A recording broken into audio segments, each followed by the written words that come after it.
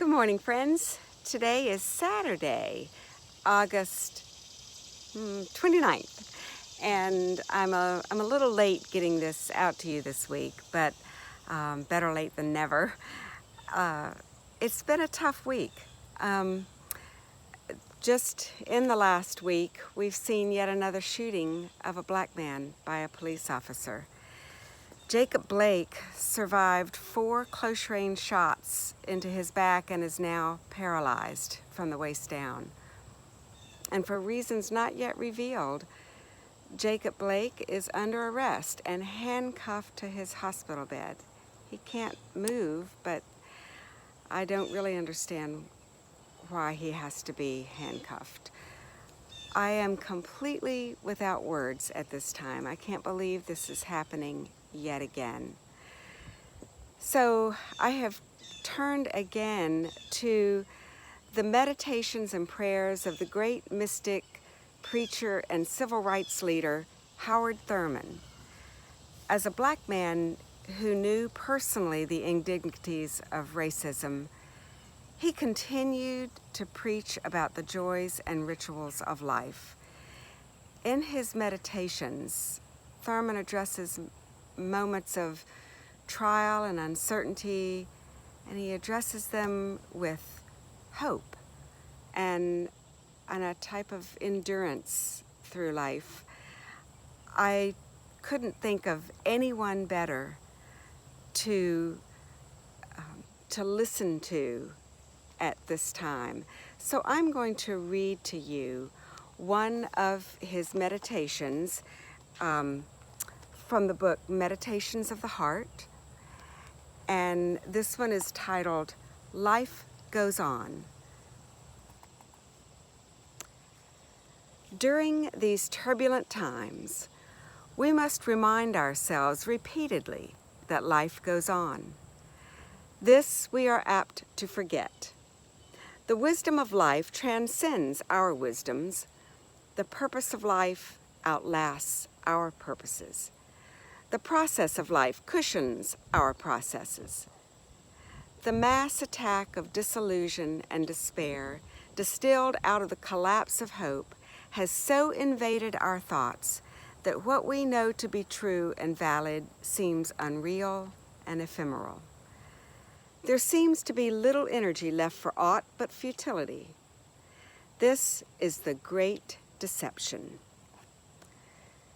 By it, whole peoples have gone down to oblivion without the will to affirm the great and permanent strength of the clean and the commonplace.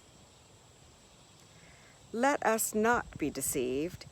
It is just as important as ever to attend to the little graces by which the dignity of our lives is maintained and sustained.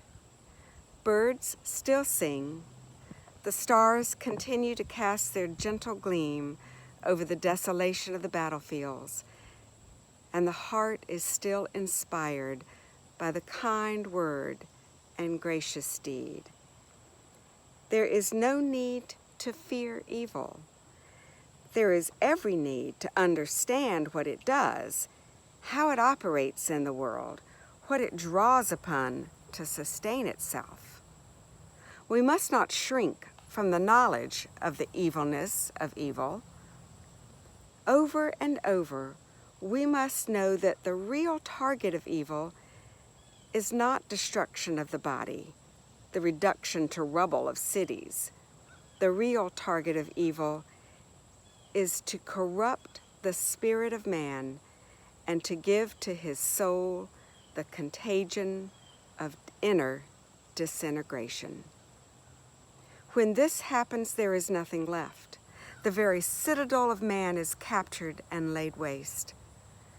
Therefore, the evil in the world around us must not be allowed to move from without to within.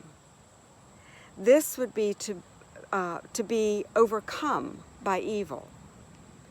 To drink in the beauty that is within reach, to clothe one's life with simple deeds of kindness, to alive a sensitiveness to the movement of the Spirit of God in the quietness of the human heart and in the workings of the human mind.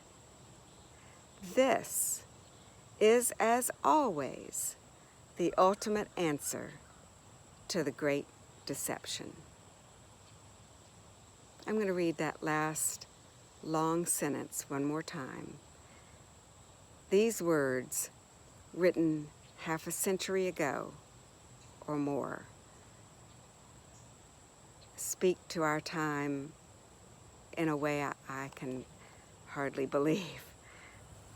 To drink in the beauty that is within reach, to clothe one's life with simple deeds of kindness, to keep alive a sensitiveness to the movement of the Spirit of God in the quietness of the human heart and in the workings of the human mind.